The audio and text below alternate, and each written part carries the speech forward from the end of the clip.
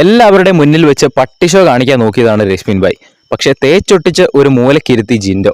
ഇന്നലെ ഋഷി ക്യാപ്റ്റൻ ആയതിന്റെ പേരിൽ ചെറിയൊരു പ്രസംഗം കഴിഞ്ഞ് ലാലേട്ടൻ എല്ലാവരോടും ചോദിക്കുന്നുണ്ട്, ഋഷിയോട് ആർക്കെങ്കിലും എന്തെങ്കിലും പറഞ്ഞു കൊടുക്കാനുണ്ടോ എന്ന് ചോദിക്കുന്ന സമയത്ത് രശ്മിൻ ഭായ് കൈ പൊക്കിയിട്ട് പറയുന്നുണ്ട്, സാർ എനിക്ക് പറയണമെന്ന് പറഞ്ഞ് ഋഷിക്ക് ചില കാര്യങ്ങൾ ഇങ്ങനെ പറഞ്ഞു കൊടുക്കുകയാണ്.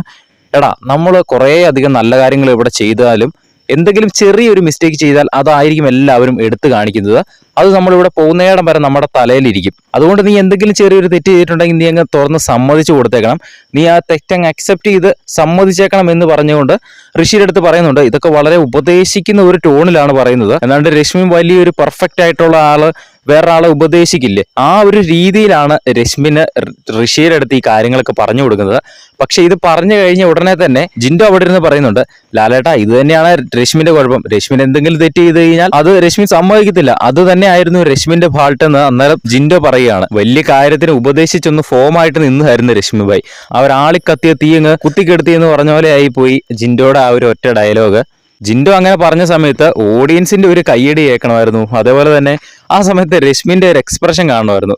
ഇതിപ്പോ വെറുതെ എണീറ്റ് നിന്ന് പറയണ്ടായിരുന്നു എന്നുള്ള രീതിയിലുള്ള ഒരു എക്സ്പ്രഷനാണ് രശ്മിൻ ഭായ് ഇട്ടത്. ഒന്നും മിണ്ടിയില്ല കേട്ടോ, ഒന്നും മിണ്ടില്ല, അതൊന്നും മിണ്ടാനില്ല സത്യം പറഞ്ഞാൽ.